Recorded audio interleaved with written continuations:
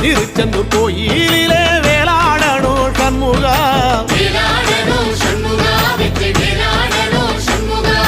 பிள்ளை ஆண்டான் பிள்ளை என வரம் கொடுக்கணும் சண்முகா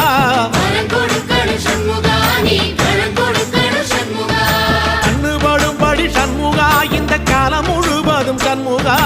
உன்ன நினைக்கிற சண்முகா நல்ல செல்வம் பொழிக்கணும் சண்முகா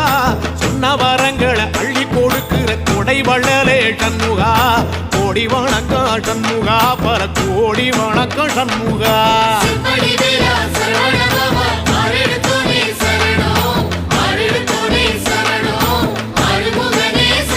ஐயா மருதமர சத்தியமா